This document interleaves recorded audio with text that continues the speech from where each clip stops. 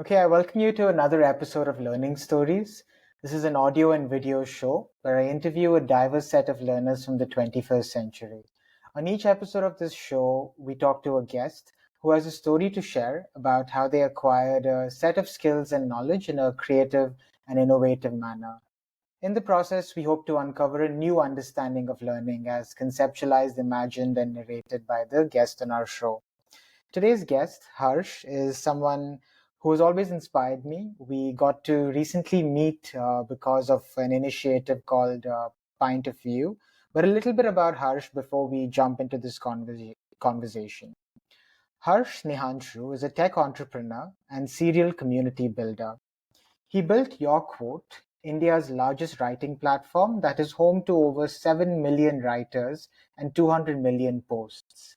He also founded Bookmark, which is a dating app for readers. I've used both these products and I think they're really, really cool. So, apart from startups, he co founded Cubbon Reads and steered the silent reading movement across the globe with 120 plus chapters in 70 plus cities in 4 continents. Of late, he's busy with scaling his newest community, Pint of View, a viral lecture series movement in bars and pubs across the world. So, Harsh, first of all, thank you for making time for this. I really, really appreciate this. Thank you so much for having me, for considering me worthy enough for your podcast. Yes. This is wonderful, Harsh. And I feel like there's so much to unpack in your journey. So, let's just get started with the beginnings or the roots. Tell me about your years growing up in Dhanbad. What was Harsh like as a student at school? And what were you curious about outside school? Let's just get started there. Yeah, so I have had a scattered childhood because my father was in State Bank of India, so every 3 years we would move around. Dhanbad is where we settled. But I spent my childhood across 7 cities in Bihar and Jharkhand mostly. And when I was in eighth class, my father landed in Dhanbad and he was the branch manager of ISM campus branch, ISM Indian School of Mines, which has now morphed into IIT Dhanbad. And I remember in eighth class, my father would call, "Hey, come to office because new batch of entrants have come. They are opening their accounts." So all these IT grads who would have cracked IT at 2,500 plus ranks would come to ISM Dhanbad and they would take mining engineering, petroleum engineering. So from eighth class, I was sort of hammered into that. Take advice from this bhaiya, that didi. That what book they started to get into IIT. So being in a city, especially a small town which has an IIT or an IIT uh, in it, sort of, it is so much in the folklore because the school is entirely about this year we had 5 IITians, best rank was this. So every single thing was sort of shaping you or pushing you towards IIT. But when I was growing up across 5 different cities, including Patna, Hazaribagh, which is a hill station in Jharkhand, and also Jhumri Tilaiya, by the way. I was there for a brief 1 year. Uh, so across those cities, I was only interested in one subject. I would score 100 out of 100 in general knowledge, GK, and every other subject I was really poor. But what happened in the 8th, 9th class when I reached Dhanbad and when science bifurcated into physics, chemistry, maths, sorry, physics, chemistry, biology, then suddenly it felt like that everything is general knowledge at the core of it. If you think of physics, I studied it as a GK because tomorrow, if there is a quiz which asks who invented, say, electromagnetism, who discovered it, Michael Faraday, is the answer. So that's a quiz question, but that's also a physics question. So other than math, everything, and even math has stories like who discovered arithmetic progression. There's a mathematician and scientist by the name C.F. Gauss who discovered it, and that too in his school because his teacher asked him to do a sum of 1 to 100 to just shush him up. And he just 1 plus 2 plus until 100. And each there was 100 plus 99 plus until 1. And then when you sum it, 101 into 100 is equal to twice that amount. So that's what arithmetic progression essentially is. That n into n plus 1 by 2, that bit. So everything was sort of uh, a story which aided to my general knowledge. And that sort of subtle shift happened in ninth class. when I started enjoying every subject. And I remember I realized early on, 8th, 9th, that my maths was quite good. So I really wanted to become an engineer. But I also loved biology and I didn't want to take up biology. So in 9th, 10th class, I studied the biology books of 11th, 12th, fearing that I'll leave out on the bio. And during that time, all these IIT bhaiya and didis would give me their second-hand books if they had gotten in. Because a lot of these people who come to IIT Dhanbad, they come with their preparation material as well because they want to prepare and get a better rank and sort of move to IIT Bombay or Delhi or Kharagpur or Kanpur. So they're not happy with their rank. They're not happy with their. So a bunch of them reappear and they get a better rank, much like in IAS officers. IPS officers reappear and then they become IAS and so on. So I got a lot of second-hand books from them in ninth class. So I remember learning about logarithm or trigonometry of 11, 12 in 9, 10th itself. And it was so fascinating because the whole summer vacation, I would be solving 11, 12th class chemistry books. So that's the kind of geeky, but totally curiosity led. Otherwise, I would not have studied biology, for example. It was just out of passion. I wanted to know more. And finally, right now, when I'm sort of building a lecture community, it feels like going back to the same era when I was interested in everything. Yesterday, we had a neuroscience lecture, and I remembered the early days when I read about the brain in NCRT 11th, 12th books in ninth class when I was just reading it like a novel page, cover to cover. So that's how my beginning has happened. That it's a very curious, big childhood, but I was always scared of all the subjects except for GK because the inherent quiz master within me sort of loves that, and and everything became quiz worthy. I remember when I was preparing for JEE also, every time I would solve a problem in my home, next day I'll come and quiz my friends. If they answered, I would remember the solution because I couldn't solve it at home and they were able to. So it was competition in that sense. This guy is better than me. I was slightly jealous. So that would be a great revision. And if they did not, then I would teach them the answer. And that sort of made me revise it again. So everything I studied automatically got revised because I was this so called quiz master in my school days, always quizzing my friends of simple, innocuous, and sometimes difficult and complicated physics question, chemistry questions. So that interchange has always been on, and that has been a part of my life. Yeah, I mean, I love that. I see all the books behind you, and when you mentioned this idea of GK being sort of a core, integrating sort of idea for all these subjects, I Yeah, think you were quite precautious as a young person in terms of how you generally looked at the world. But I remember us briefly speaking about your parents' influence. If you could tell me a yeah, little more about that, Harshan, like yeah, your mom and your dad, like what were their individual sort of influences on you growing up at that young age? yeah. So my father, even though he's a banker, he's an artist at heart. Uh, he paints, he sings, he plays all the instruments, he sculpts, and it has not been like a passive hobby. It has been a very, very active part of our growing up years because every single day, late at night, my father would come back from bank at around 8, 8:39. He would have chai and then have dinner.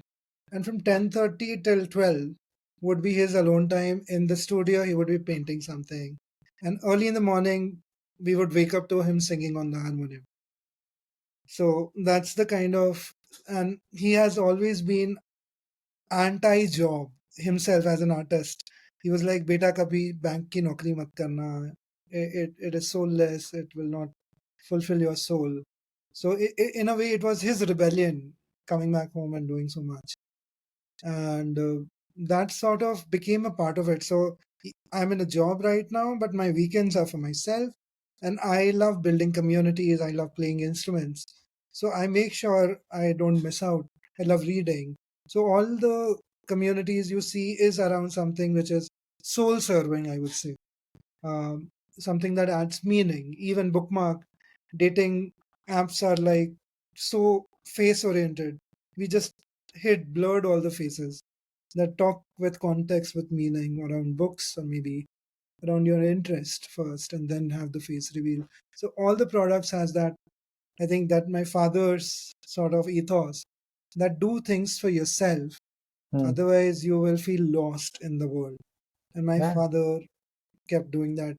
On the other hand, whereas my father is an artist, and in the truest and purest fashion, he has never commercialized his art. He never really, whenever a friend would come and they would be like, "This is so good. I wish I had this at my place." My father would just give away, and we would be protesting, "Hey, it was my favorite painting. Why would?" And my father would be like, "I would make it again." But that's the kind of confidence, the creative confidence he was there. That was there. I remember once I really liked a sculpture of Ganesh ji in a mela that I saw, and my father was not there, but my aunt was there, so she bought it. But that was the only piece, and I felt really sad that my aunt will take it to with her to Delhi. And I went back to my father and I'm like, that was just one piece. I wish I we had spotted it first and took it. And then my father was like, what is that piece? Can you show me? Then I went to my aunt who was at our place, took that piece out and showed it to my father. And then he did something very heroic, which is still imprinted in my memory. He took his scooter, Bajaj Priya at that time. He sat me down behind him and we went to a hardware shop and he's like, 1 kilo putti dena. And then we came back with putti, that is clay. And he sculpted the same replica right then and there. So that was like his confidence that I so what, you couldn't afford it or you couldn't get it when you have an artist. So I remember in sixth class when we first heard about Leonardo da Vinci, that there was the genius who was doing so many things. He was a scientist, he was an ornithologist, he was also a painter, sculptor. He designed the parachute, Vitruvian Man, everything. People went crazy that one man, how can one man do so many things? It did not surprise me because I was living with such a man in my household because Vinci, my father was no less than Vinci and has been like that. On the other hand, my mother has been a real enterprising woman. She has been a thorough academic. She was a master's in economics. And after her marriage, she totally became a housewife. But the itch to go back to studies never really left her. And the time when I was preparing for JEE, she would sit long nights with me preparing for NET. So while I cracked JEE, my mother cracked NET. And then when I did my BTech, my mother did her PhD. And she became a professor after I went to college. And she had a very fulfilling 15 years of career at the latter half of her life. And that really sort of, so she is an academic and very, very tech savvy. So even after her retirement, she has a Instagram page called Concepts in a Minute. She does 1 minute reels on all the topics every single day, not missed a day. She has a YouTube channel with thousands of subscribers. So she is very, very tech savvy and very, very enterprising. So I think it's my father's creativity and passion for all things for soul with my mother enterprise that they both came together. And also my father's laziness and my mother's temperament. And my mother is very aggressive when it comes to doing things. She does not uh, bog down. She is very driven. So that those vices and virtues both came in me, and I think that's what I have inherited from them. And it's a crazy combination because when you merge creativity with an enterprise, it sort of is magical. It's very so that has given me the sort of fearlessness and unstoppability. When I think of any community, I don't think of that community itself. I don't think of the city itself. I think of the world. So when I'm thinking of, say, cycling community, I'll be thinking that how this can be scaled up in India. When I'm thinking of making people write, I'm not thinking of Indian writers. It's entire globe. How can I rally it? With your quote, we started doing open mics, like how TED does TEDx, which is more like community run lectures. Your quote pioneered your quote open mics. We did it in 130 cities across 930 open mics across the world. We did it in Kuala Lumpur, Singapore as well, and we took it to Samastipur in Bihar as well. So that's the kind of range. First open mics in a lot of those cities. And that access, when we open an access, we want to do it for everyone. And some communities are very democratic in that sense. Some communities where we want to filter the crowd and make it curated, those are more, I would say, capitalistic in nature. They are priced at a high price point. Yeah. No, I see, like, now that I see all your entrepreneurial pursuits, Harsh, I see that core connection with how you were also brought up with those, Yeah. core values. And I see that influence of both your mom and your dad. And I know a lot Yeah. of people, and I've heard a couple of interviews where you've spoken about, your entrepreneurial journey. But I feel like this subconscious sort of influence of two adults that you grow up looking at every single day for such a long time, I think it really has such a long-term impact in how you look at the Yeah. world. Because, I mean, in whatever little I've come to know you, your way of looking at problems, ideas is very uncommon. And it's not something I've noticed in a lot of people. And I was always curious about where the seeds of this sort of thinking came from. Like now, in your high school years, you started preparing for one of the most competitive exams in the world, the IIT JEE, which is has less than a 1 or 2% clearance sort of rate in terms of like the competitive nature of that exam. But what was that experience like for you? Did it shape or change your perception of the subject? And then maybe you can tell me about what IIT you got into and your years in IIT as well. Yeah. So let's start off So with IIT J prep in those years. yeah, I think I hacked the system in a very smart but simple way. I think in terms of number of hours put in, a lot of people say you have to study 16 hours a day, 15 hours a day. I think that's more like donkey work.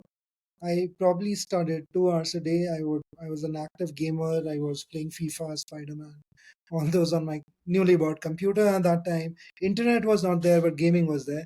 Um, and I was also playing cricket every evening with my friends, football or cricket or something like that. So uh, that was possible because of that daily revision thing, which I unconsciously unlocked.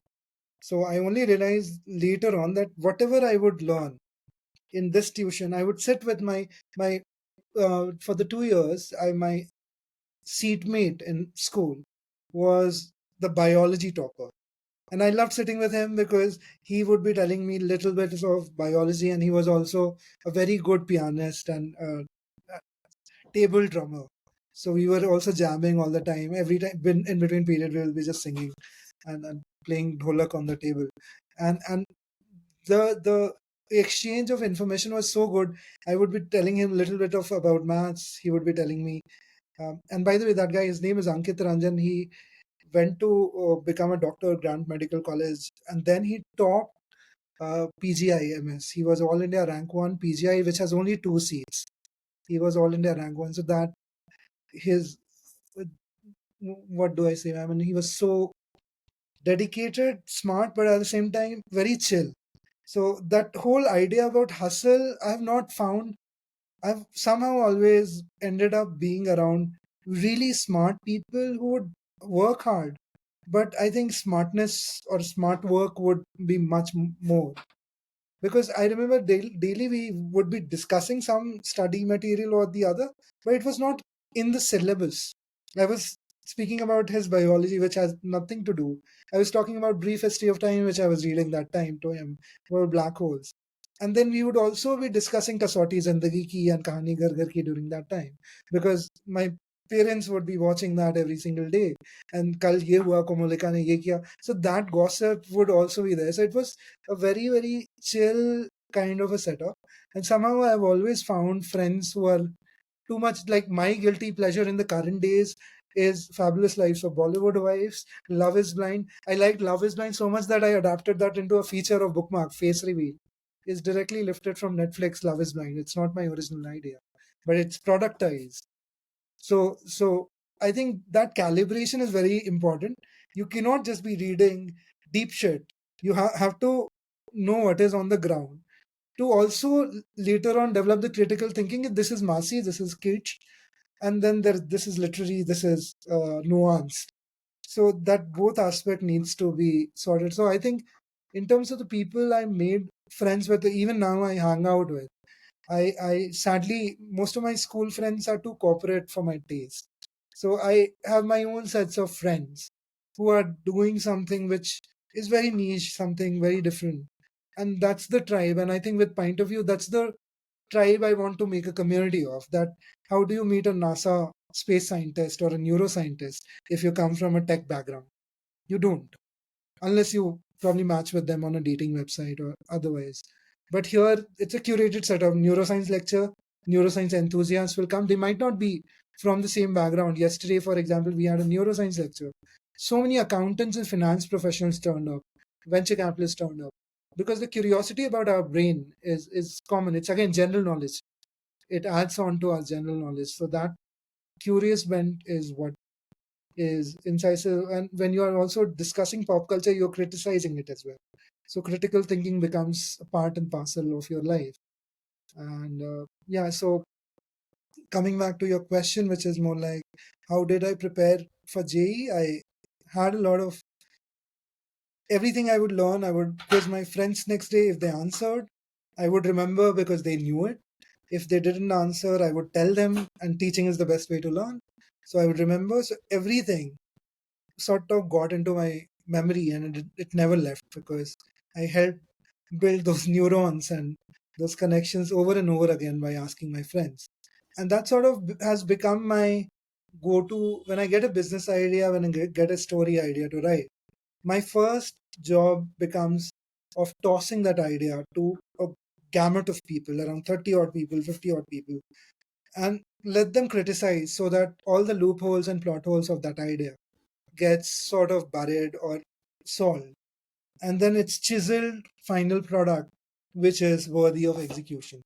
And by doing that over and over again for 30 odd years, since I started getting ideas, I'm 36 now. Uh, so what has done is it has developed an intuition inherently that this is good shit, this is bad shit. It has, so when I see a copy, when I see a line, I'm naturally very critical. Either it's bad or good, and I can very quickly point out what is bad with it, why this does not work. So that clarity of thought has come because of constant bouncing of idea and being criticized and being secure enough to take that criticism to chisel that idea better. And that's how I operate. When I get a new idea, ye karte na, and then I have a bunch of friends who are devil's advocate to play that role, and they're like, yeah, isliye nahi kaam karega, isliye nahi kaam karega. Then I come back with how do I tackle that bottleneck and that bottleneck, and slowly it sort of exercises itself. So it has become a part and parcel. So that's how I prepared for IIT. And once I went to IIT, it was a very, very disappointing experience.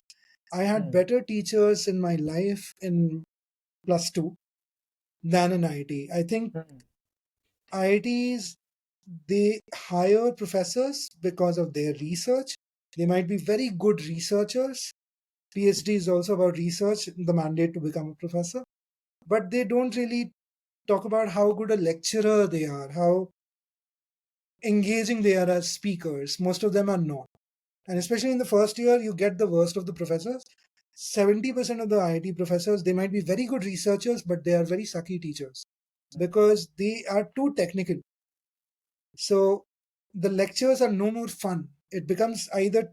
So my biggest disappointment was physics for me until 12th class was visual. The moment I got into IIT, physics became maths, entirely maths. And that's also advanced physics is maths. But the visual element totally went for a toss. If you have done sciences till you're plus two, there was a beautiful book called Resnick Halliday, which would begin with trivia like a cat is following. And if a cat falls from third floor, more likely to get hurt versus a cat falling from 100th floor because there's a drag force that comes.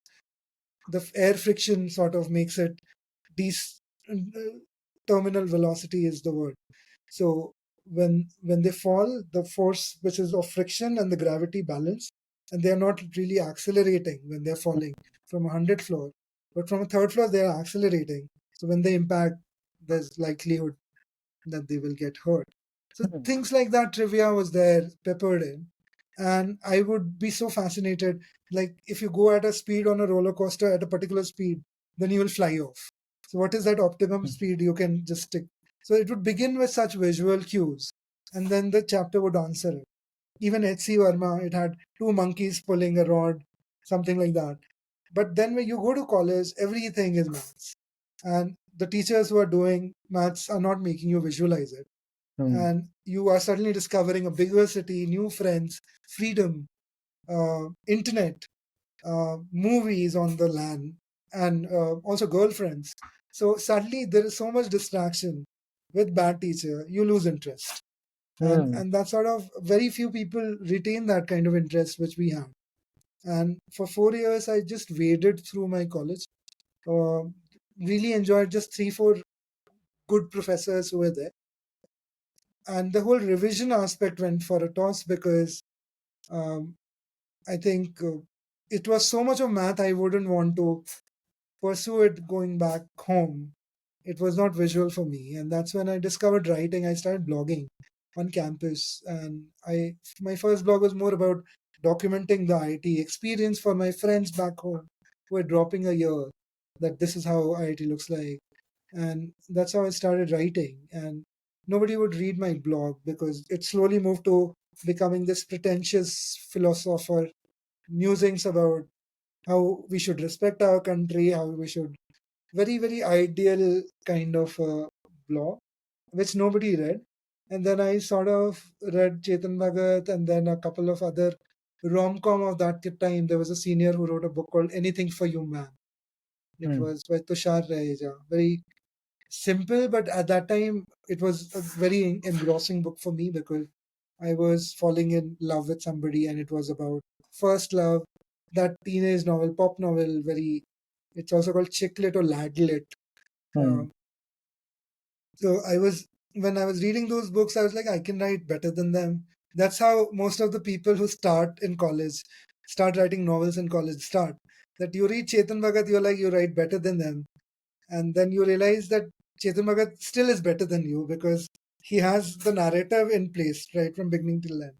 His Hmm. language might be very, very average.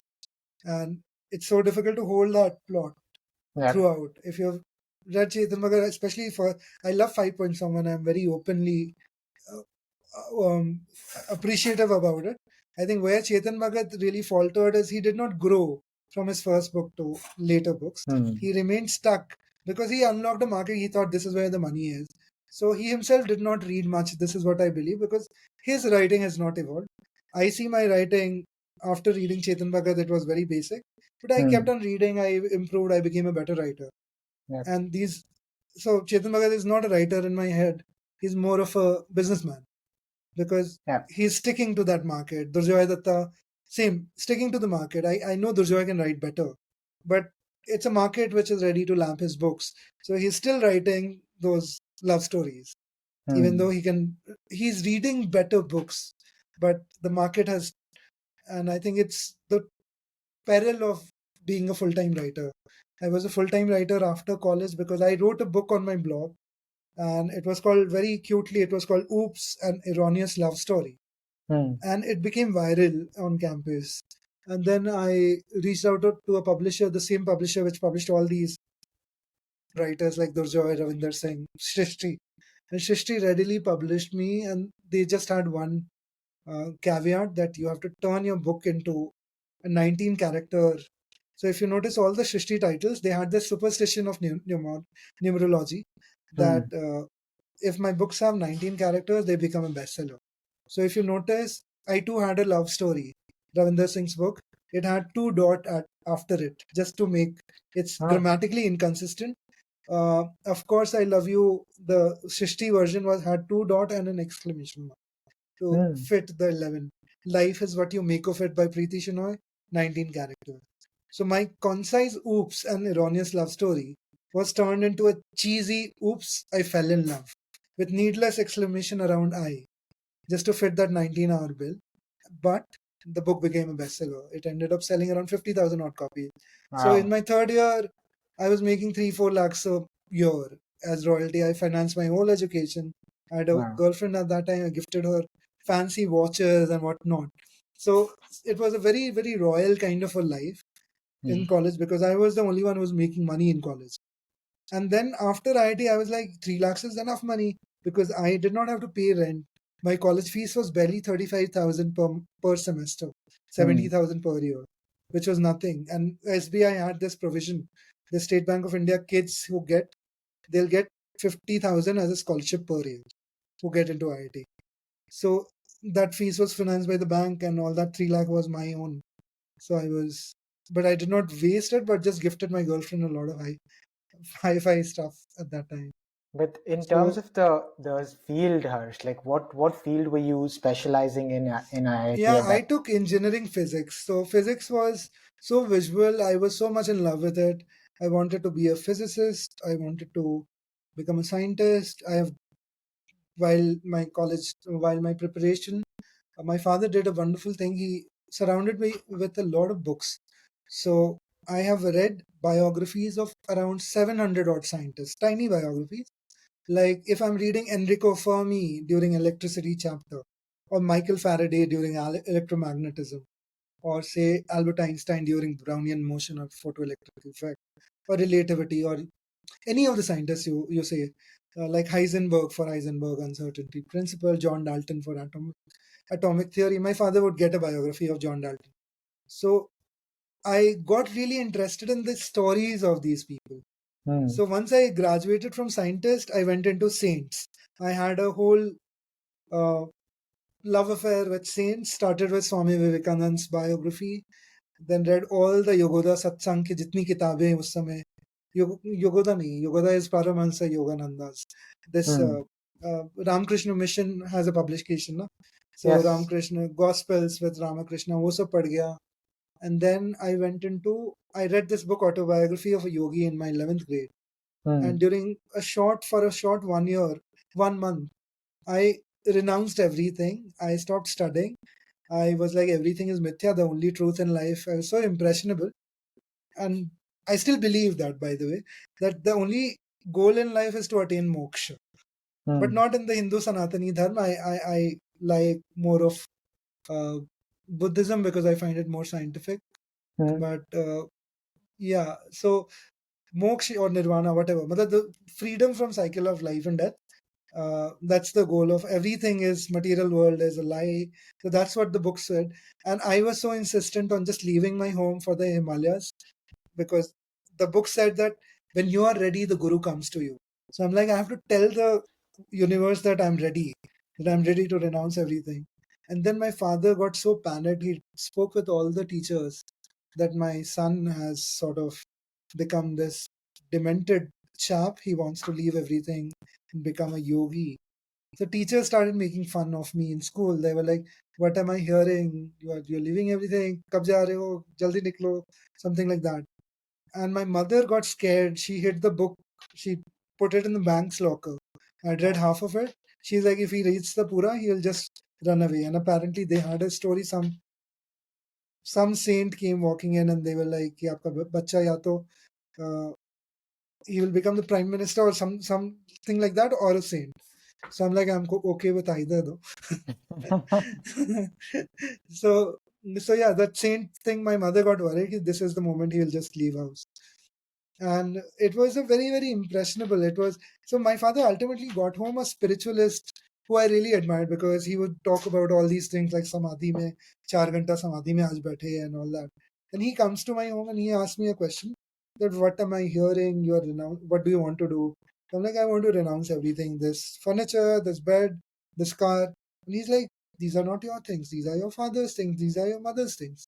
Hmm. What do you own that you want to renounce? And I could not come up with anything. I had no money. Hmm. So he's like, it's very easy to renounce when you have nothing in hand. But once you acquire, and then if you can renounce, that's what a true yogi does. And Hmm. funnily, unconsciously, I got into IIT, I renounced studying. I fell in love with physics. I just broke away with it and went into writing. I built Your Code 7 years. Now Your Code is run by a teammate, and I'm sort of renounced but retired, you can say. Everything I Cubbon Reads scaled up. Now resident curators run it. I've not visited Cubbon Reads in 3 months, but I do go through all the caption. So the writing bit, documentation bit, I'm still involved, but the in-person presence, because of my job, because I am a working Saturday, I'm not able to. So these are the things which unconsciously end up happening. So I hope someday I've acquired enough to renounce everything and sort of just disappear into the forest. I don't know. That's still a dream somewhere. It's a childhood dream. So Yeah. it has never gone. It has not gone away. No, and I feel like the fact that you're so honest with your curiosity, Harsh, I think that's a very important sort of trait, in people that I've noticed that have done relatively well. I feel like just the fact that you're not afraid to challenge both your accepted sort of understanding of science or religion. You're always open to, these alternate perspectives. I feel like that is quite commendable, especially at such a young age, and it can be quite scary at that age too, because, you have this Yeah, completely rational scientific way of looking, and then, the spiritual and religious sort of view sort of, intermeshes with that, and you're trying to make sense of yeah. the world. But I think at the core of those sort of curiosities was this, would you say it was a core need to sort of understand the world, understand how humans relate to each other? Would that be fair to Maybe say? because I've grown up. I've been surrounded by books. Yeah. It started with Children's Knowledge Bank. There was a series in Hindi. It used to come. So I began my childhood. Then I got a globe in second class. I memorized the entire globe.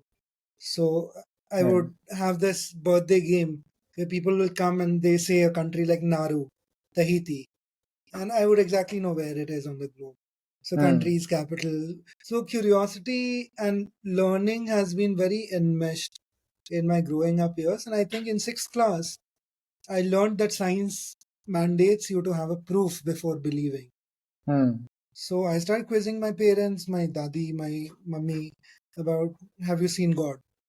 And they did not have a satisfying answer. So I said, I'm an atheist. If I if you prove that God exists, I will become a believer. But until I get the proof, and then I did something very blasphemous. I come from religious family. My mother is a devout religious person. She prays for 3 hours even now every single day. My father is more of a artist. His way of praying is doing his art, and he's very detached that way, and that allowed me to operate with an. I've been a very very openly atheistic person, Hmm. and but not.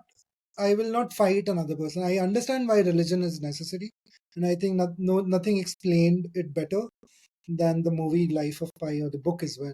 Yep. That the reality of life is so starkly miserable that religion gives you hope to live another day.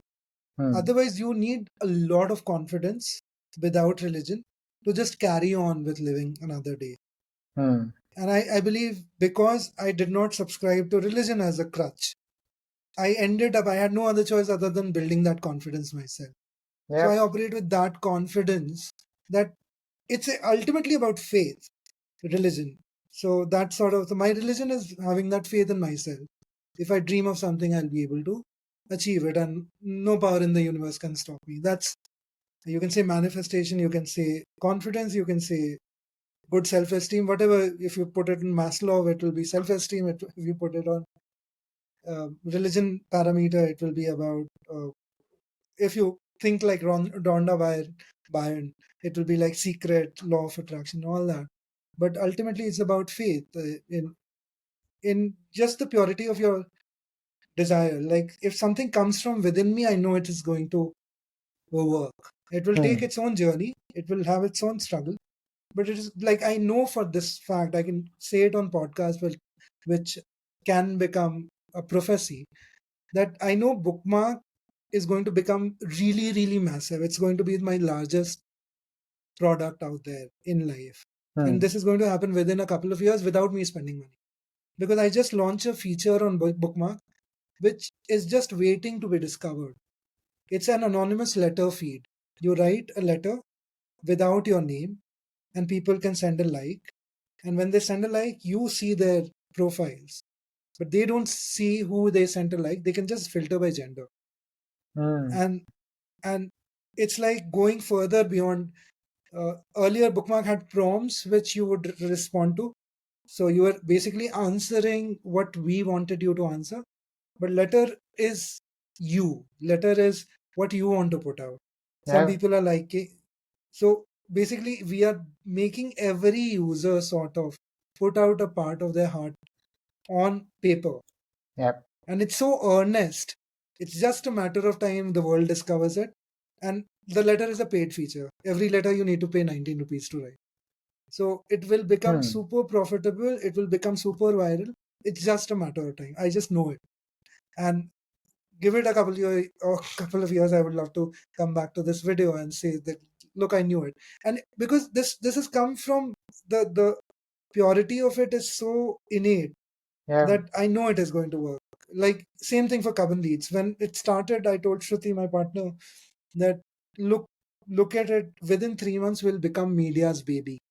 Every and we got covered not only by Indian media, we were also featured in New York Times. So it manifested. But I knew because the value of what we were doing with Cubbon Reads, for example, the turning of a public space into a place. Yep. It's a that journey, and that's the same thing we are doing with bars now. But bar idea is not mine. It's totally inspired by lectures on that kind of science. These are people who do it. But the passion for turning urban spaces into intellectual spaces is very, very self-serving in its nature, because I'm basically building a community for me, and I know if I'm solving for myself, there will be at least 1 million people like me who are Yep. geeky, curious enough in the purest form. They are not utilitarian with their. I think anybody who reads fiction, especially literary fiction, knows life. They understand life because they are not utilitarian in their approach. Hmm. Literary fiction does not give you anything. It does not give you answers. It leaves you with questions. When I read Kafka's Metamorphosis, I was disturbed because I was a full-time writer at that time. I did not have a job. I felt like that beetle with his legs up on the bed, feeding off my parents, and it filled me with so much of frustration and guilt. But at the same time, as an artist, I felt I'm doing right for my heart. This is what my heart wants to do. I truly Hmm. identify only as a writer, nothing else. Even now, I'm a writer. That's the only skill I have. But with writing, I think everything is writing. Community building is writing. Joke writing is writing. Videos is writing. Everything's DNA is writing. Music is also writing at the core of it. So I think I'm serving the purest of the form. That's what I say to make myself feel about. But I had a friend who said the same thing about dance, and I could see why. Because dance is like you have just let your body free. You're just letting it. Dance connects you to something higher, Hmm. and you're just connected with that. With those whirling dervishes in Rumi ke time ke jo Sufi saints, they keep on dancing. It's somewhere. I think all of the art form and even all the sciences, the pure sciences, pure arts, they're all, I think, part of the same universe. It's like left brain, right brain, part of the same brain. It's almost like that.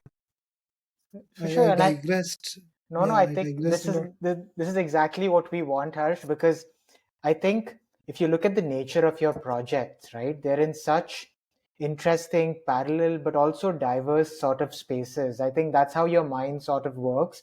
And I think it's important for the listener to also get a glimpse of how you think about, you know, Yeah, subjects you're curious about, the world, and how you engage with it. And that's, I feel, like the direction we want to go in. But before you jumped into your journey with your quote, you had this period in the middle after IIT Delhi where you pursued this program called the Young India Fellowship, and you also had this extended period of being a full-time writer where you worked with a bunch of publications. Can you tell us a little bit about that time in your life, Harsh, before we go into yeah. So maybe the your quote sort of part? yeah, I think between both these things, I think my writing journey or your code.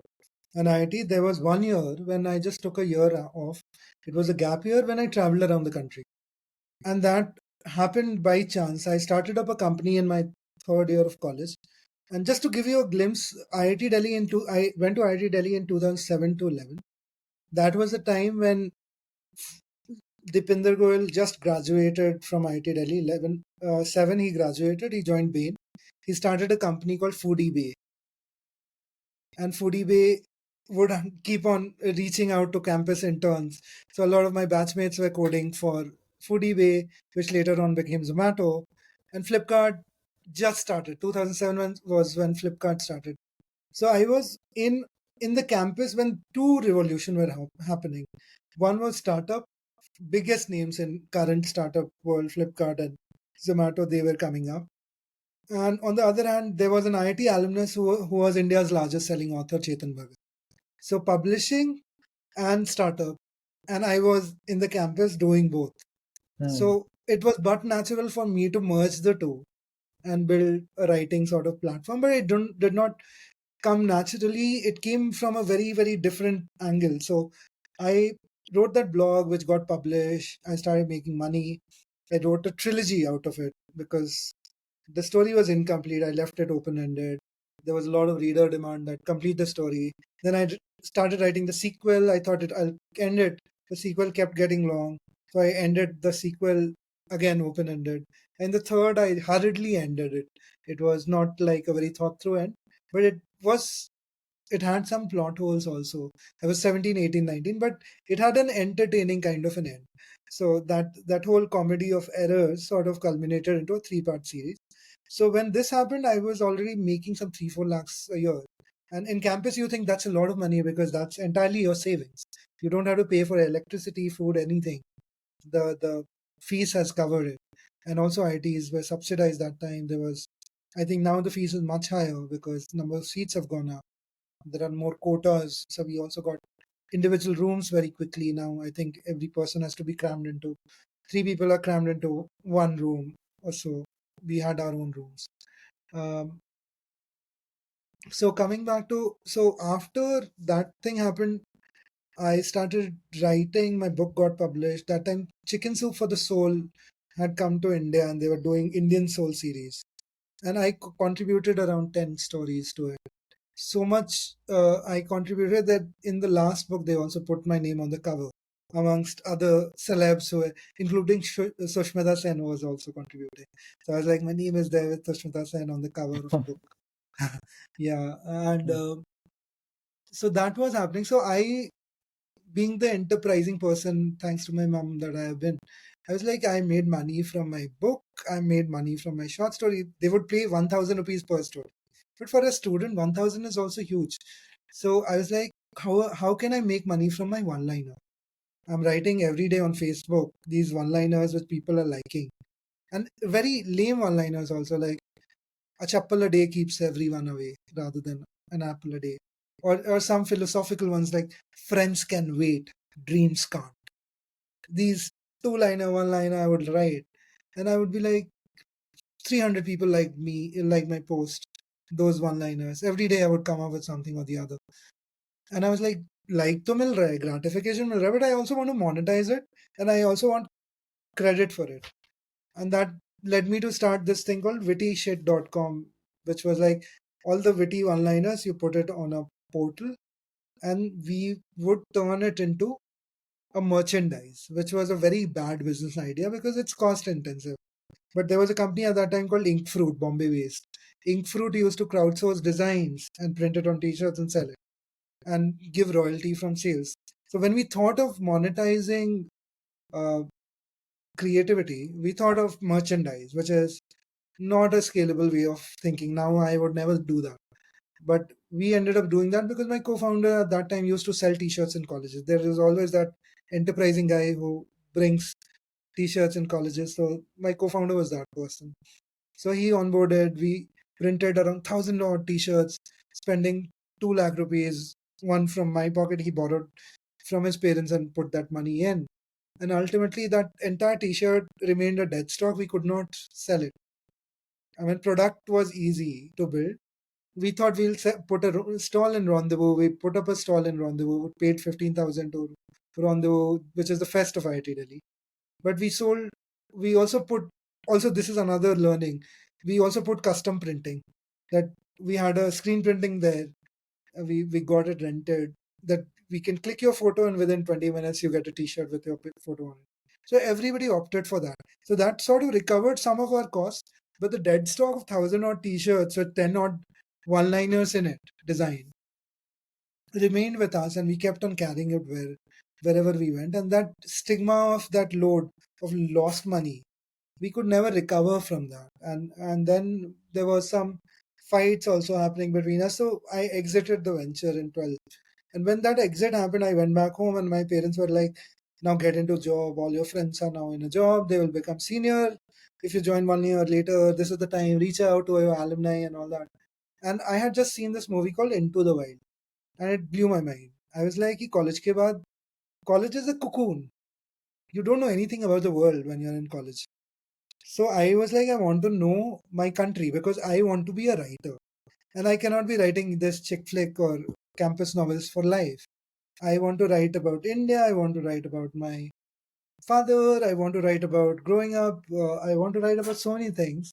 And what I have realized is all these people who I had started reading by that time, most of the great books, read Midnight Children, read Fine Balance, read any of the great books, God of Small Things. It talks about the central characters growing up years, but it is also a commentary on India. It's a larger metaphor on India. And all the great books do that. Jeet Thayil's recent book, Narcopolis, it's as much as a story of the character as much as it is about Bombay and how Bombay changed when the drug changed from opium to heroin. That deterioration is also a metaphor of how Bombay deteriorated with North Indians coming in. So that sort of tells you a lot about so that's the kind of writing I wanted to do. That if I'm writing something, it has to have a macrocosm as well, not just the microcosm of the campus. Or so if I'm talking about, say, a beggar, the earlier version of me would only talk about their story. Even the traveler version of me, when I went around the country, uh, my lens was very monochromatic. Every was Since I had grown up reading biographies and then all these light fiction, my idea was this is this character's story. So if somebody is a beggar, I would think about this is a beggar. He must have been born, paise nahi honge, and then he would have remained a beggar for life. I would never think beyond that beggar as a person. Hmm. I but and that therefore, even while travel, most of my travel stories and notes, they're all about romanticizing that character rather than talking about the larger picture, which I discovered in books much later.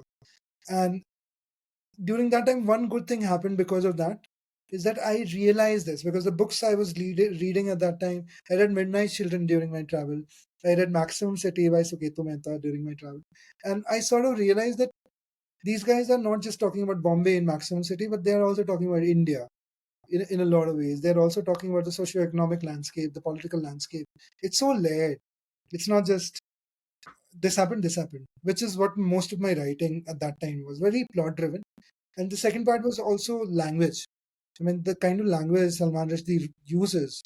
I mean, it was so rich. I remember every time I would stop a book, halt at a book, halt at a page, I would end up going back and writing a short story because that immersion of 2 pages of Rushdie's words, which are so rich that it makes you want to write again. I want to write like him.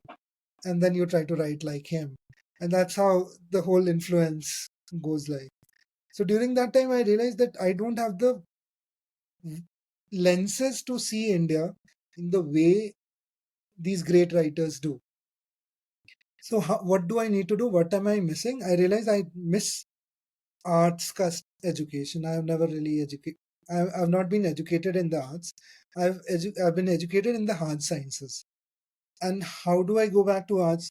So one idea was do a master's in English literature after BTech, but I did not want to because most of my friends who were English literature grad, They were great critics, but very, very underconfident writers. And that's where I excelled because I was ignorant. I did not know what good writing means. So I thought I could write and I could finish a book. But all my friends who did literature, they were mostly like, I can never write as great, as nice as Jane Austen or maybe James Joyce or Orwell. So that hangover, which happens when you study literature and you're also reading criticism, I was away. I was saved from that. So I was like, I don't want to do that. I would rather want to do something which allows me to study all the arts in a crash course kind of a fashion. And that's where Young India Fellowship really fitted the bill. And I'm very thankful for my age because that's that time the program that had just started. They were giving full scholarship. I would not have been able to afford it because I had no money. All my savings was spent in those t-shirts. And yeah, so I went to the fellowship after my travel, and now it also gave me the eyes to relook at my stories of travel. So now when I think, I realize a lot of little things. And one key thing about my travel which I forgot to mention is that I had no money after my start. I had 14,000 rupees left in the bank from the royalties, and royalties had also plummeted over time. The first book sold really well, but then second, third book, they did not really sell very well. So I was getting around 1 lakh rupees kind of royalty in a year, which was decent if it is a surplus income, but for survival money, it's not enough. So I was left with 14,000 odd. And then when we went full time with the startup, also there was rent. 25,000 was the rent of the place, and there was the living expenses, food expenses. 30,000 per month you're burning. So all the royalties sort of went there during a year. And with 14,000 in the bank account, I started my journey without. I just did one thing. I wrote to around 300 odd companies that, hey, I'm a best-selling author. I'm traveling across India. I'll be writing a book. Would you like to sponsor me? And I'm from IT. So that too. And funnily, nobody responded. I still carried on with my journey. I was like 14,000 mein, I'll at least get away from my mother's constant banter. कि तुम्हारे दोस्त तुमसे senior हो गए होंगे.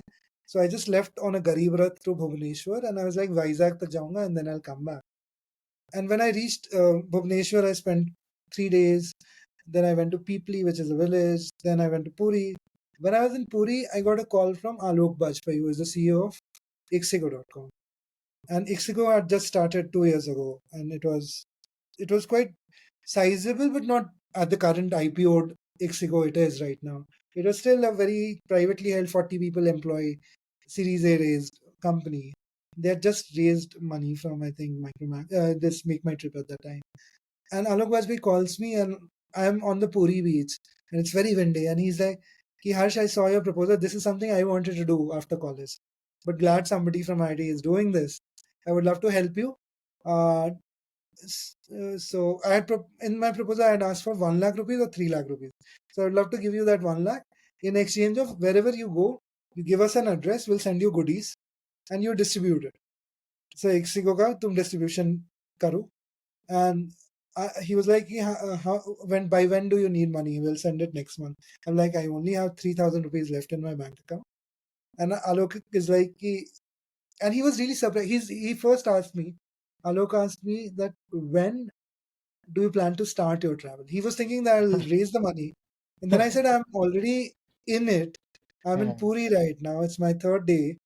And I have barely 4,000 left in my bank account because uh, I'd booked a couple of more journeys aage. And then he's like, then what will you do after you exhaust all that money? So I was thinking of going back home. Then he says, you don't have to go back home. Very next day, he was kind enough to send half of it. And he did not deduct TDS on it. He made it 1 lakh plus TDS they paid. So it was like I got 55,000 worth of money in it. So kind of him. And I think it's also, in a way, that universe worked in your favor if you think about it, that you really wanted to do that. And then after that time, I started writing all the times I would get away from travel. So I traveled in 5 legs. First travel was the entire coastline of India. So started from Dhanbad to Bhubaneswar, went all the way down to um, I think Coimbatore is where I went to Kerala with, because I had done Kanyakumari as a child. And it was really hot also. March, April, May is when I was going through. All these places were really hot. So I went through this entire stretch through Hyderabad. I mean, I was bifurcating, but mostly along the coastline, Chennai, Pondicherry, and all that. Ended my journey from Bombay to Surat to Ahmedabad, and then Ahmedabad to Delhi. So that was the first trip. Then I went back home. I began writing my Start of Failure book, the fourth book, and that book was published by Penguin, and they gave me 1 lakh rupees advance. So I had another 1 lakh, and then Alok's 1 lakh. So I had some money to sponsor my stay. And the good thing with being a best-selling author in India is that you have readers across everywhere. So I had the entire map of my travel was etched because some reader had volunteered on my Facebook when I put out the plan that I'm doing an India trip. Would you like to host me? So my entire map got mapped out because readers opted to host me in their home. So I had a reader hosting me in Indore, in Dibrugarh, in Tanjavur. So everywhere my book had reached, and most of these were IIT aspirants who picked up the book that I wanted to read about an IIT guy, love story, and all that. The sad part of it is also that the aspirational, but it's also weirdly funny. Yeah. And that was the first leg. The second leg, during that summer, I went to Ladakh on a bike, rented a bike, and went with a friend. And then that whole north, I came back via Srinagar. So the whole Delhi to Punjab, and then returning via Srinagar, Jammu, Pathankot, back to Delhi. The third was I cut India into half. So started from Calcutta all the way till Rajasthan. Okay, went to, and the fourth was northeast trip. But there, I think in Cherrapunji, I got very very sick, and I had to be flown back in. And it turned out I had a blood clot in my artery because of I have long legs and I'm a tall person. So I went from Shillong to Cherrapunji Guwahati to Shillong on a jeep, seated in the backmost seat with no leg space, and the dust. There was so much dust that my blood clot happened in my leg. It traveled all the way and it got entangled in my heart. So it became very.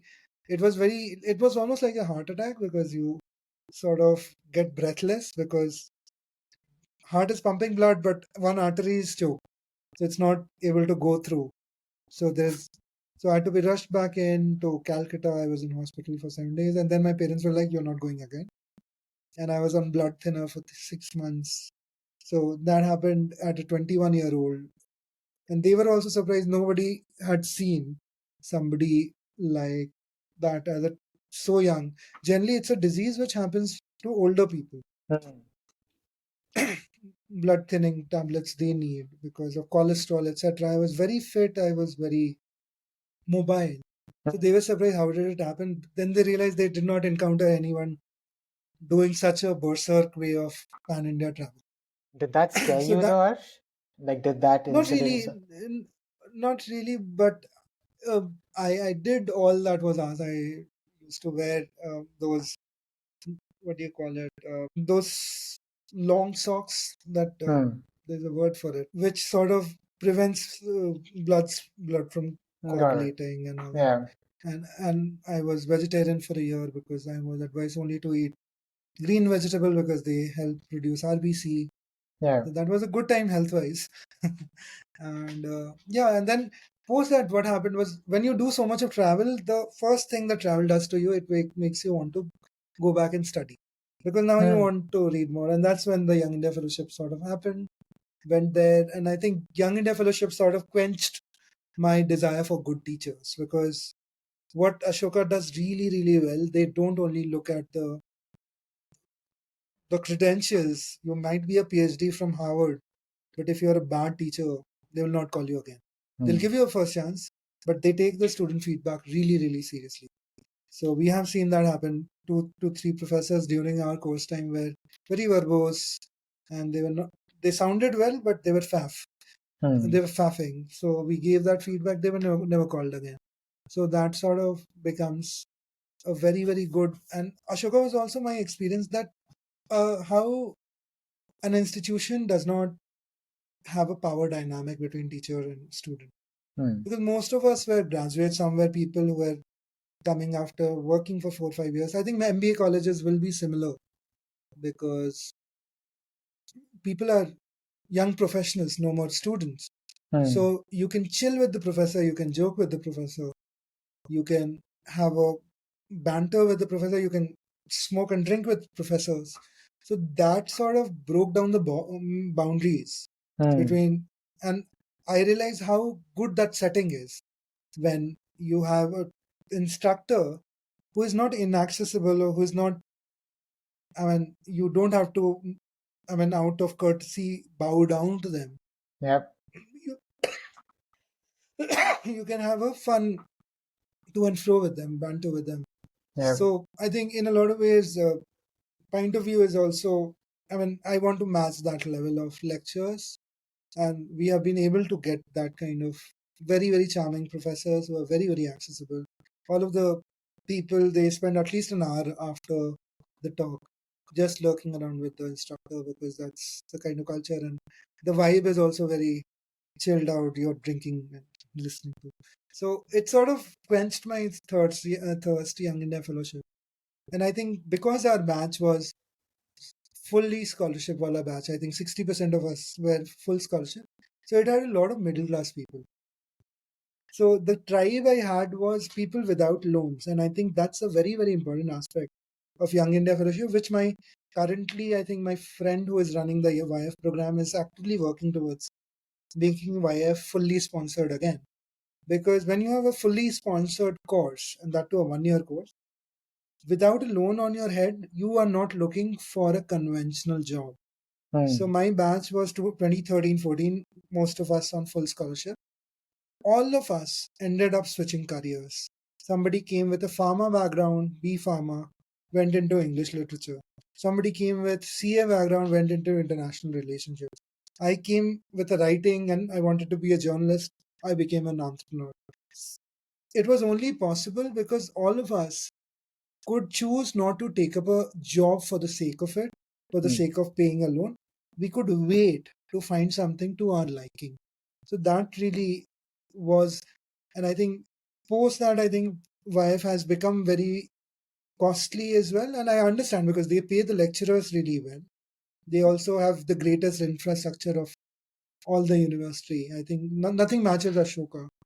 But I think when you have a loan, then it becomes like an MBA college. Everyone, no matter the whole point of studying liberal arts, sort of goes for a toss if everybody is sitting for a Paytm interview later on.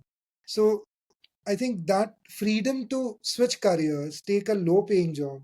I did not sit in the placement either at IIT or at Young India Fellowship because after IIT, I had my own startup. And and that freedom also came from, I think a lot of it was parental support. My parents have, and they have that inherent distaste for job. And also because I was making some money from royalties, so that was a cushion that I did not need to depend on my parents. And my parents were both working, so they didn't need money from me. So that's also privilege, which allowed me to do that. But post YF, there was no loan, and I really wanted to get into a journalism course, the journalism job. So I interviewed with Indian Express during that time.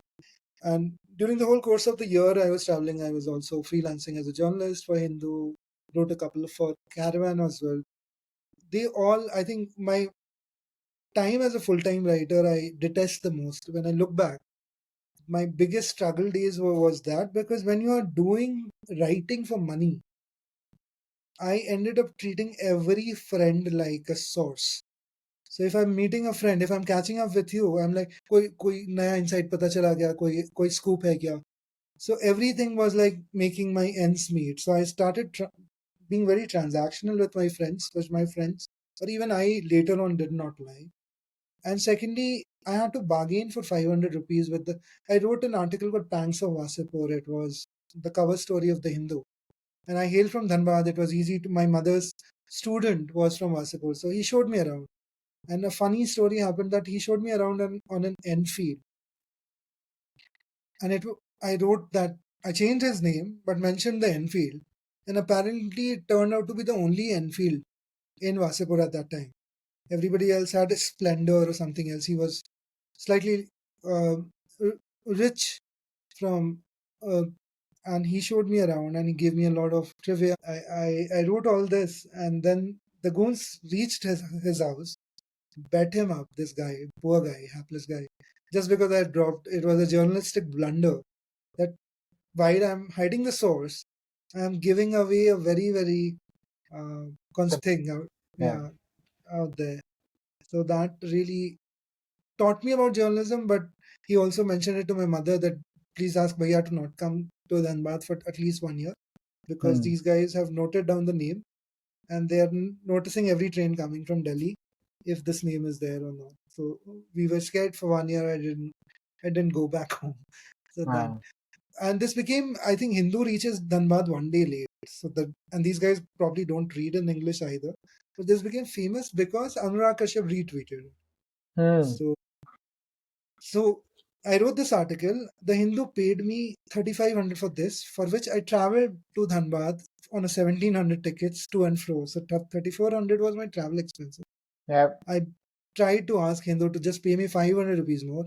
They said this is what they pay, and it was a 1,000 word article. So three. Wow. So that made me feel really horrible that I have to beg for 500 rupees from people Yeah. for doing something which took so much of my time and energy and money, and it's just covering my cost, not even giving anything for my effort. And Yeah. during this time, I remember seeing my junior start this company called InShots. It was called News InShots at that time, and it's Yeah. co-founded by Akbar, who is an IIT Delhi junior, and then Deepith was a friend. His co-founder is from IIT Kharagpur. And when I saw InShots, I was like, I'm so glad, because I want all these big print media to sort of die, because they pay their journalists so badly. Hmm. And it's not that the owners are not making enough.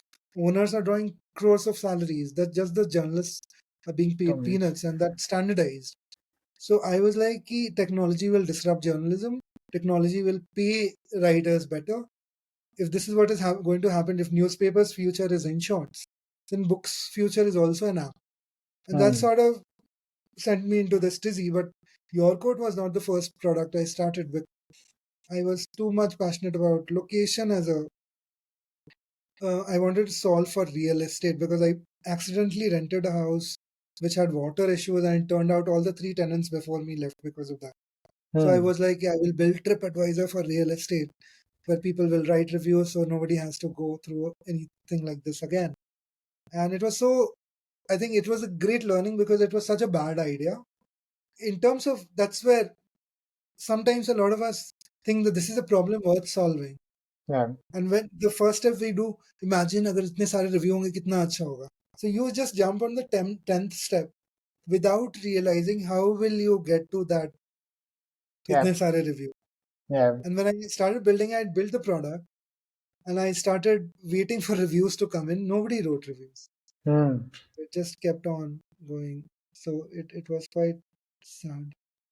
And then I pivoted to another app, and then sort of your quote happened because nothing else was working, and I went back to the original idea of WittyShit, that witty one-liners. But the domain, I when I quit WittyShit, I booked your quote, simply inspired from your story because Shraddha is a friend. Hmm. And she had started, I was helping her in the beginning with tech sparks in Delhi. It used to happen in IIT Delhi. So I would blog for her and make it trend on Twitter. So when I quit WittyShit, I booked yourcode.in 2012 and kept renewing it. And it was only in 2016 when I stopped. But those first few startup failures, did they affect your? Because I remember the t-shirt company was one thing that was weighing on your mind, and then you Yeah, had this real estate adventure. A lot of people yeah, would give up in this sort of, and you were also, working full time as a writer at the same time. Or so, what gave you the yeah. courage to think that your quote would, go or lift No, off? there was no courage, but I think it is innate distaste for working for somebody else. Hmm. And your code was our last shot because we were totally out of money. Hmm. Both Ashish and I, my co-founder, was my friend from IIT.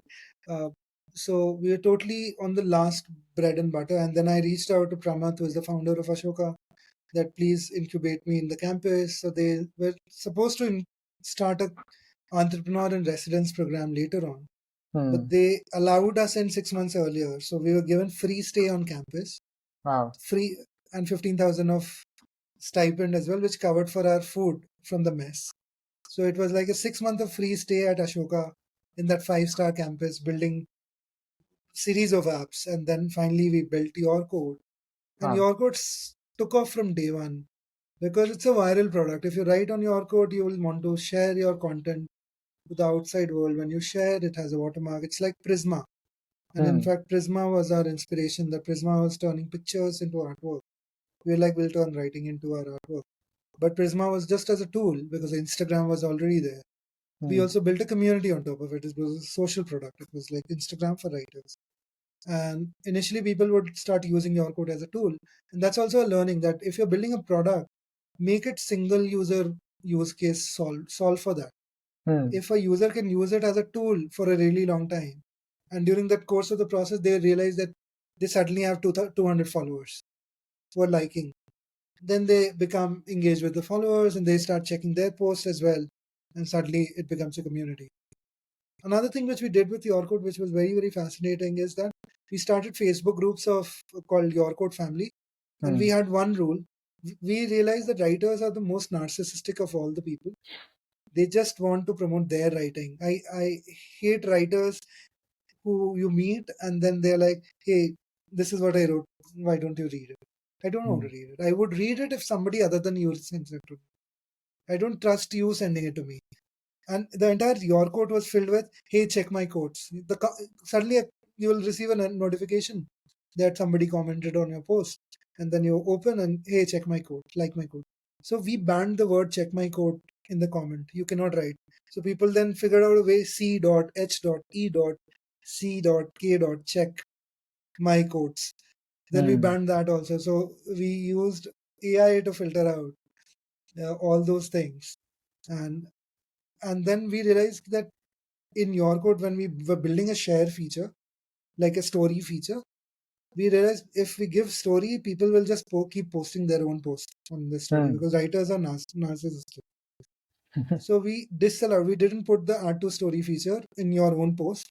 It's only on other posts. So you can Hmm. only highlight others. You can never highlight yourself. And Hmm. if you want to highlight yourself, you have to pay. So wherever you pay 2 rupees to highlight to your own followers, you pay 20 rupees to highlight to 100 odd different people who don't follow you. So it's like Hmm. boost post. And that really, really worked because that created a gift economy inside your code. I Yeah. feature your code, now it's pay it forward. Somebody featured you, you are grateful. You go back and read their quotes, and then you feature them and you feature others. So that's how the community, from a product feature led way, it got built. Another innovation which is very subtle but very impactful, which we did at Yorko, you write something, when you go to the design screen, your content comes with a signature of your name Hmm. appended to the bottom. Very intentional because if you're writing somebody's famous person's quotes, you're copying or plagiarizing, the very next page, which has your own name in it, deters you from proceeding because Yeah. people, oh, it has to be my own. So your code has 99% original. It could be shitty original, but it's still written, typed by hand, content by people. So that's also a urban history documentation that we documented the last 10 years of a person's life. I have both the lockdowns of India.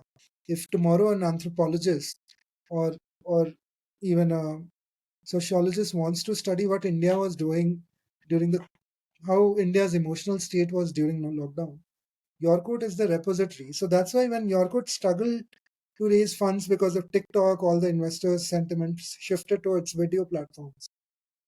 We did not pivot to a video platform. We did not. We put up a brave front. We put up a transparent, honest front in front of our users that hey, we are struggling. We don't have money. We need this money. 25,000 users to support the app for free. Premium Hmm. users. We managed to reach around 21,000, and which forced us to lock the app because we could not reach the optimum number because server cost was 12 lakhs a month. And 399 is what we sell our premium for, yearly premium. It's like 30, because the audience is such. We have a lot of shires using from smaller town. We can't charge 1,000 rupees. Yeah. They will not be able to afford. But even 399, only around 20,000 people managed to pay, whereas 500,000 people were using it every single day. So it slowly trickled down. Now it's a paid app with 30,000 odd daily active. Either you choose to watch an ad and open it, or you choose to pay the premium and open it.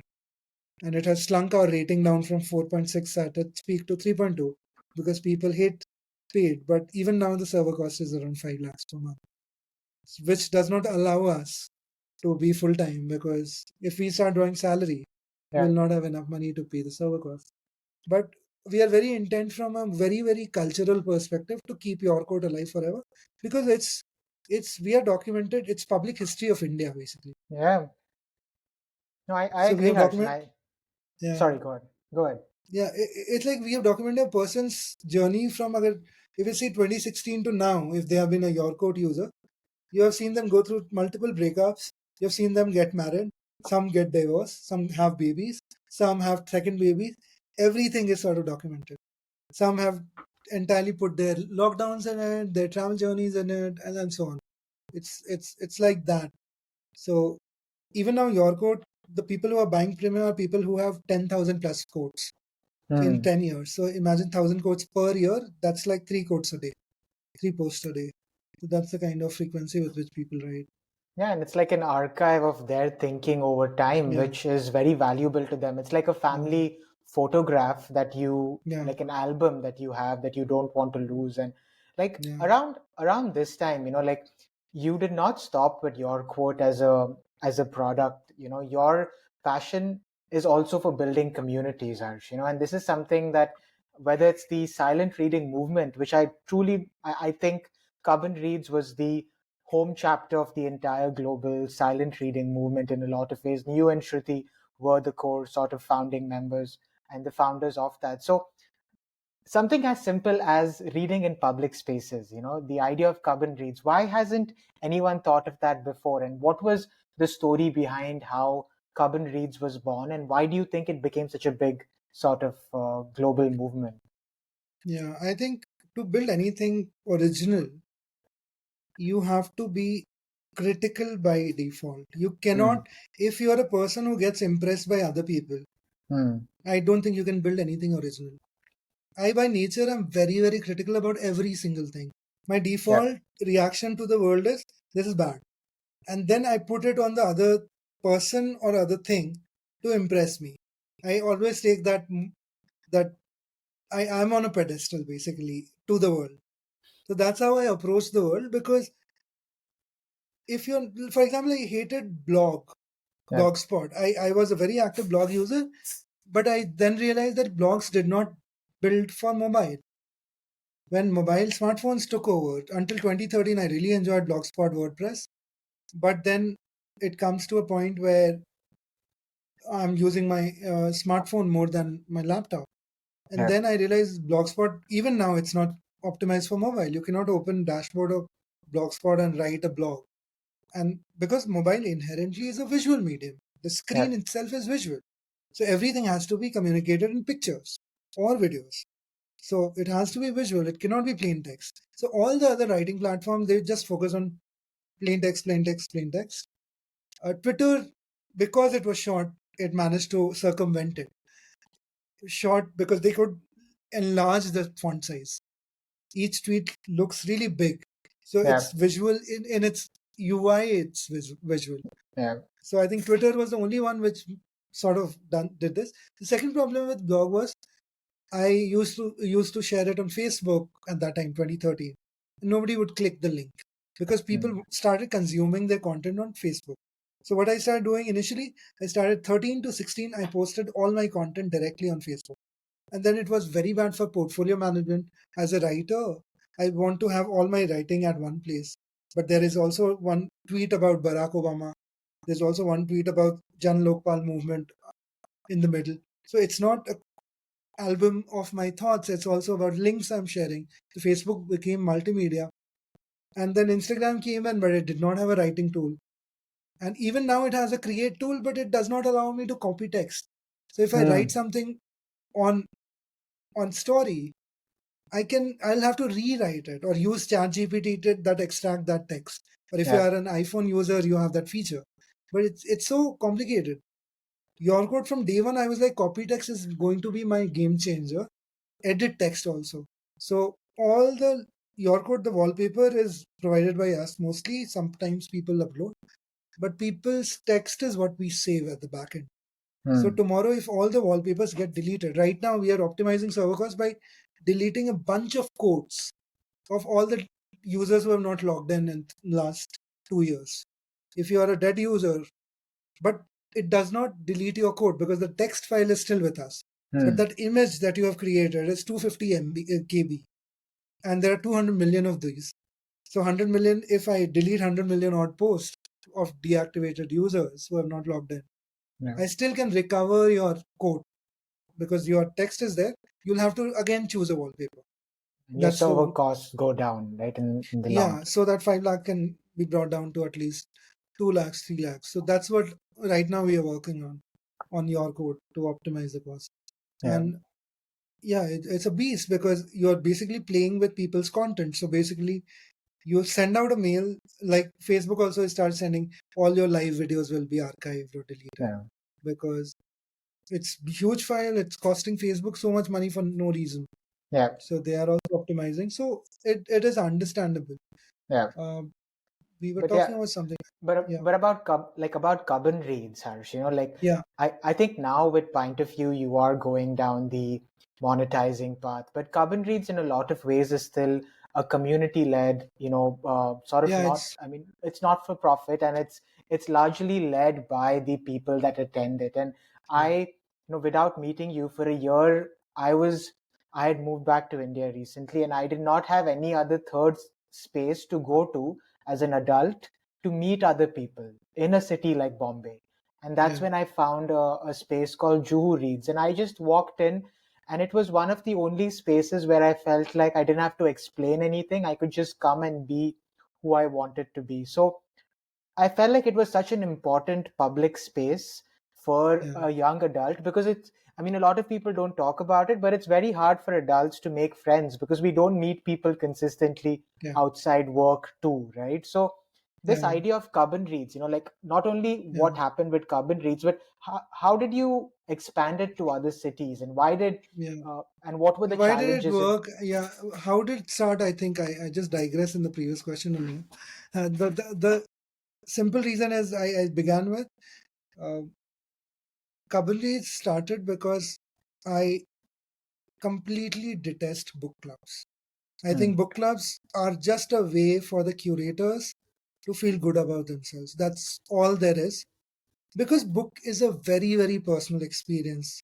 I don't want to know, even if you tell, I cannot do anything about it. If you tell you read, say, you read a book called Exit West by Mohsin Hamid, you felt good. Okay, I don't understand what's this obsession of people to know what did people think about it because I have, and I'll tell you the story of a book club I was a part of. I have just attended one session of book club. The book was Kamala Das's autobiography we had to read, and it's a brilliant book. But I read it by spending a sleepless night in pressure because next day the book club meeting is going to ask me questions about it. And next day I blurted out, I vomited whatever I had read and opined. But today I don't remember anything about the book. Hmm. The only book I remember is a book which I picked by my own choice. I read it at my own pace, not because there was a to-do list of 10, 20 books a year or 50 books a year. Yeah.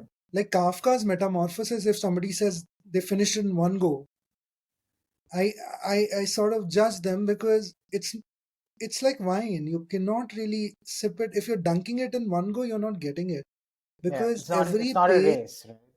yeah, every page is unsettling. Yeah. You have to live with that unsettlement.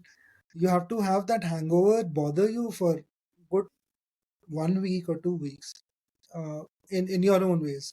Outsider by Camus does the same. I think every Sense of an Ending by Julian Barnes does the same. It's a Levels beautiful of Life book. by Julian Barnes does the same. It makes you rethink about memory. It makes you rethink about relationships. And whatever my journey with the book is very personal. It reminds me of my father and my personal core memory. Yeah. I can share, of course, but if you listen to it, it can warm your heart. But it's not intellectually stimulating, which book clubs make it about. It's not Mm. it's emotionally touching. That's what a Mm. book discussion essentially is. Sure. Oh, kitna. But Yeah. I don't remember that one week later. Yeah. And second point of a book club is book club makes it about that the most articulate in the group. Yeah. The most And what extroverted who can speak the extrovert, loudest. Yeah. loudest and most uh, articulate as well. So Yeah. what it ends up doing, it's whitewashing of your experience with the book because they articulated it better. You Mm. might have articulated it over a period of 8 days, 20 days. You would have arrived at. So whenever somebody discusses a book that I am reading or intending to read, I distance myself from that discussion simply because that's a spoiler for me. Like Yeah. I hate the fact that I watched Dumbledore in a movie before I read the book. Because when I now see Dumbledore in Harry Potter, I imagine that face. So it stripped me of my imagination. Mm. Movies does that to you. Yeah. So if there is a movie and a book, I would anyway prefer to read the book first before the movie. Yeah. The only places where, very rare places, I think Forrest Gump is the only movies which is better than the book. I think Mm. Into the Wild is also, I think book is as good, but the movie is better, I think, because book is very journalistic in nature, reportage.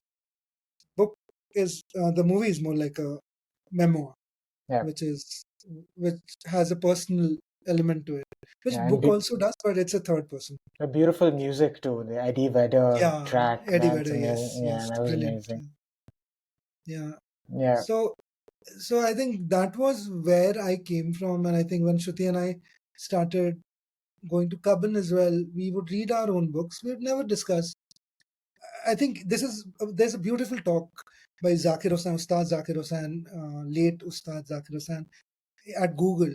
He is giving a talk, and he talks about this thing called what happens in the green room. Do you think we are discussing कि this is the rag, this is the tal which we are going to play? No, we are talking about भाभी जी कैसी हैं, बच्चे कैसे हैं, आज खाना में क्या खाएंगे, दही बड़ा होगा कि नहीं. And then I take that experience to the stage. And then Shiv Kumar Sharma, again, late Doyen, he's playing Santur, he's asking me, dahi vada chalega? And I'm on my tabla, I'm saying, dahi vada nahi to dosa kha lenge. So Yeah. this is a conversation that, so when maestros are not intellectualizing their music, who are we as amateur readers Mm. to make such a hullabaloo about a book and the essence of it and the quintessence of it? I don't want to know. If you're a reader, keep it to yourself. Don't Yeah. No need to flaunt it. I hate all these. This year I read 70 books. I mean, I read one book and I went back to that same book 3 times, 4 times because it was such a difficult. God of Small Things. When I first read it, I couldn't understand a thing. Yeah. I read it again at 27. I understood, but I did not fully. I went back again at 31. So that way, I'm a very bad reader. But every single time the book gives me another thing. It's like a For sure. forest you're getting lost in, and every time you're finding some other uh, quaint plant that you're taking home with you. So a good book is like that. You cannot really quantify its essence or its lessons. And I think this is also where all these people, especially I think I blame it on the science, not purest science. Purest science still get it. I think I blame it on the I hate engineers. I'm an engineer. I hate engineers. I have no engineering, but a typical tech bro friend. I can't stand them. And the reason for that is engineering colleges is so optimized towards job. People don't go to IIT for studying physics or maths or chemistry. They go Yeah. to IIT to have a job, to placement के लिए जाते हैं, package के लिए जाते हैं. it's so embedded कि कितना पैकेज लगा. मतलब आईटी से निकल के ये नहीं पूछता है कि डिग्री कौन सी है. Thank you for asking degree rather than you asked me कि what did you Yeah, study in. yeah, Yeah, because rather that's than कि कितना पैकेज लगा. मैं तो बैठा ही नहीं प्लेसमेंट में. So the yeah. point is, this utilitarian culture of engineers, when it translates to hobbies, everything, every finer thing in life goes for a toss. Hmm. So They will never. you're saying it becomes like a product or like a way to Yeah, optimize rather than actually yeah. I engage, have a right? friend who was a brilliant actor in my college IIT. He is a consultant now. I recently spoke to him कि why don't you get back to theater? You're so good. You would arrest us from beginning to the end. And he's like, अरे वो तो job की resume के लिए किया था, वहाँ पे आ गया तो जॉब लग गई. And उसके बाद I never felt like talking to him again because it's pulling my, I think my creativity down because For sure, it's yeah. so de-spiriting to hear something like Yeah, that. So yeah. I think, and engineers do, if you notice tech bro hobbies, it will be fitness because there is a logical outcome to it. Reading Hmm. fiction, very few, the only those who can potentially appreciate finer things. And that's why Bookmark is such a dear project for me because I understand that people who love finer things in life, like I love watching birds. There is no ROI at all with it, watching birds other than pure enchantment at discovering a sound which is new and a bird which is new, or even a sound which is old and then seeing and verifying that it's the same bird. It's a hawk cuckoo, Hmm. it's a flycatcher. That I sleep now, I have so much peace knowing that it's a black kite which is whistling, or it's a not whistling, trilling, or it's an scops owl which is just doing beep beep in the night. So that peace and joy that I'm not alone. I now walk looking up. So it just made me a more appreciative of nature in a way. So I don't think any tech bro will be able to appreciate birding. They will be like, what the fuck? Why would you look at birds? And it's again, I think you lack nuance in your life. You lack that value for subtle things. You are too utilitarian. And I think a lot of it also culminates into being politically in a certain spectrum because that spectrum is very, very, I will not take the name, but yeah, that spectrum is very black and white. And I think science is also very black and white because either it exists or not, does not exist. But arts, everything is gray. And that's why a dip in the arts is very, very important. Then you would realize that everyone is fallible. Yeah. I think I don't build for other people. I don't write for other people. I don't build for other people, either community or product. I just build for myself because I feel that I have a good taste in things. And I know there are people like me. So if I truly solve anything for myself, it will end up appealing to a bunch of those similar vibe people. So Cubbon Reads, I think Shruti and I both did not want it to become what it has become. In fact, when on days when there are less people, we feel happier because we read more.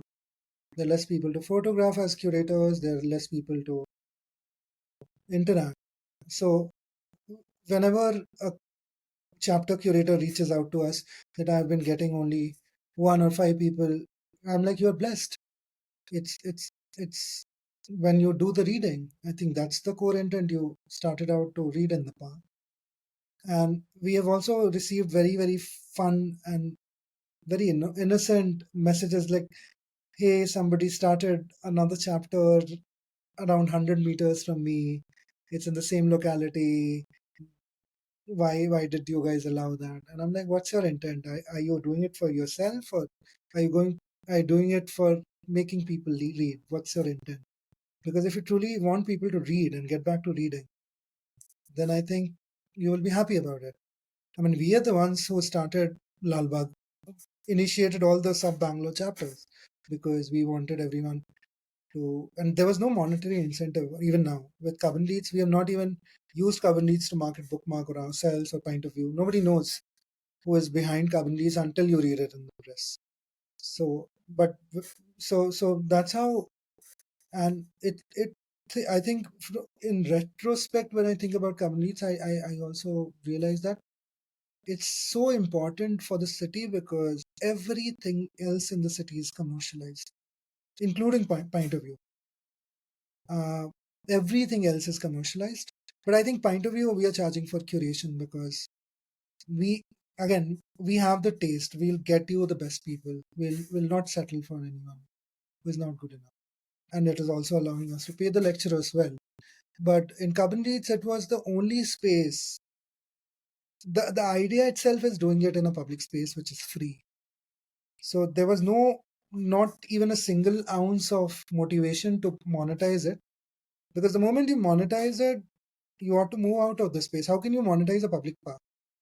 The access is park. So our difference was with the administration, which sort of doesn't get it. I mean, they are running a public park, but they are so anti-public in all the respects, in terms of policing, in terms of they have problems with the way we sit, they have problems with sitting on the grass, um, irrelevant, illogical problems, unscientific problems. We wrote an article for the caravan tax while we were struggling with getting BBMP parks in Bangalore to open up for readers. Yelahanka is a place which has great parks, but they don't allow sitting on the grass. And their logic was grass gets spoiled. First, even if it gets spoiled, who are you serving to? Are you building a park for grass or are you building a park for people?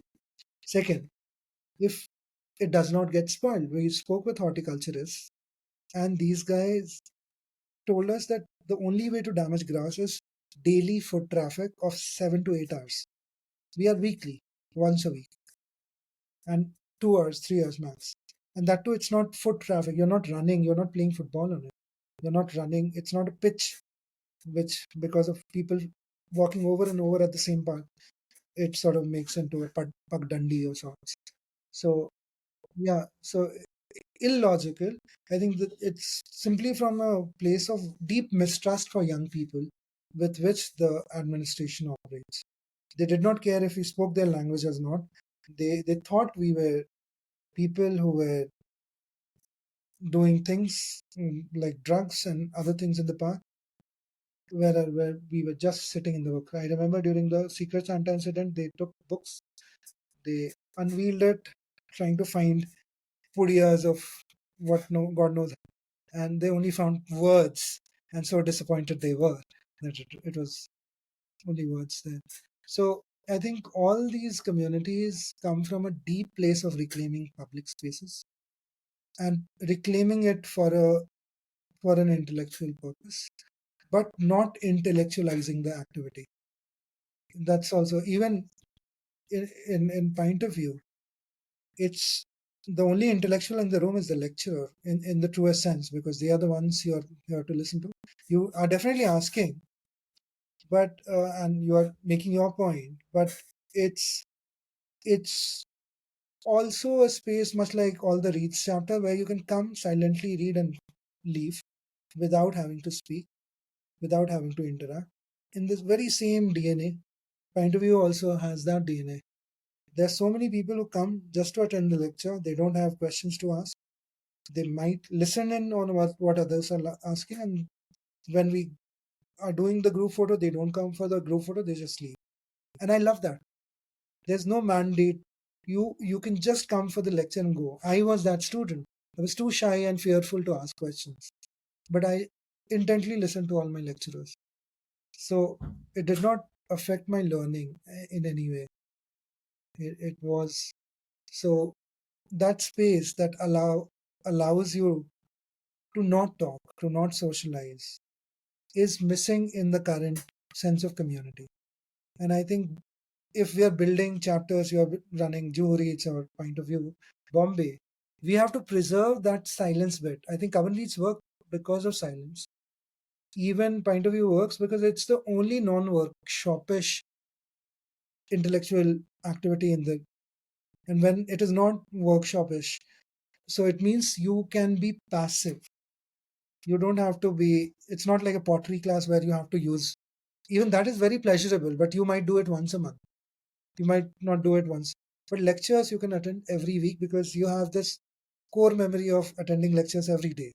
So it's nostalgic. Like Cubbon Reads says, I have a core memory of sitting in my grandfather's garden and reading. So it's nostalgic, it's chill, there is no rule. You can interject the lecturer in the middle and ask questions. Um, you can walk up and get a drink while the lecture is on. And you don't have to socialize. There's no mandated socialization. We do a mixer, but it's an optional mixer.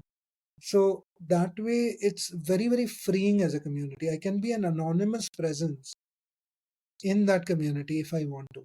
Same for Cubbon Reads. The fact that it does not mandate you to talk. You feel like talking post the reading session. So that's what really I think is my passion. And I think I build things for myself which appeal to my mind. And I think if it appeals to my mind, I know there will be people like me and there will be millions and millions of, I mean, 7 million of those are on your code.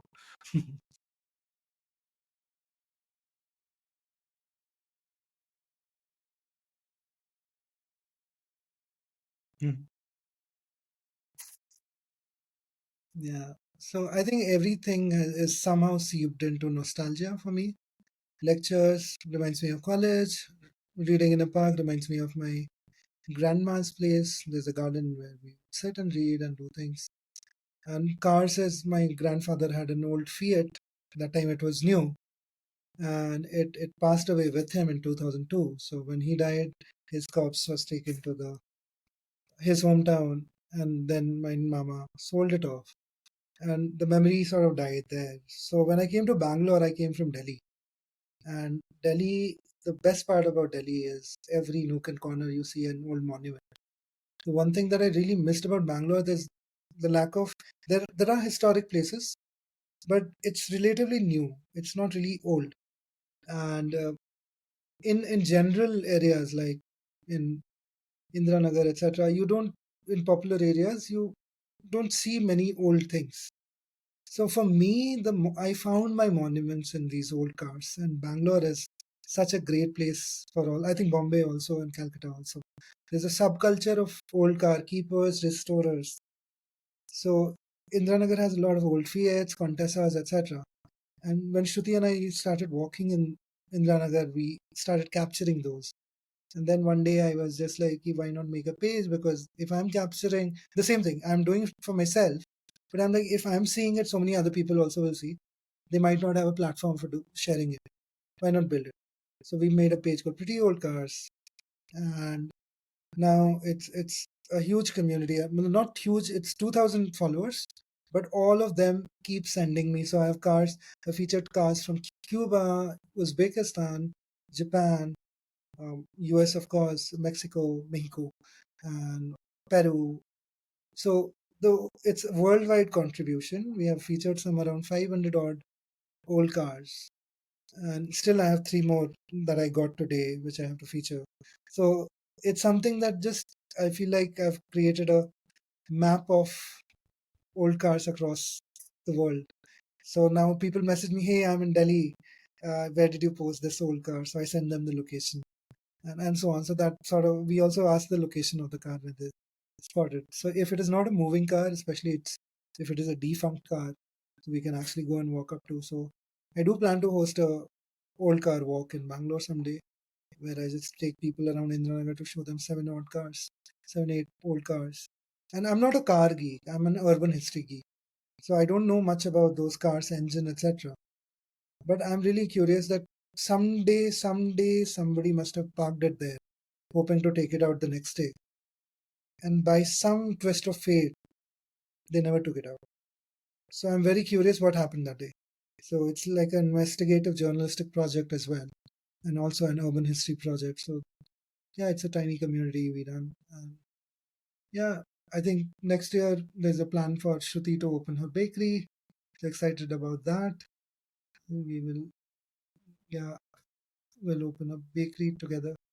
Yeah, it's all her thing. Thank you. Thank you so much.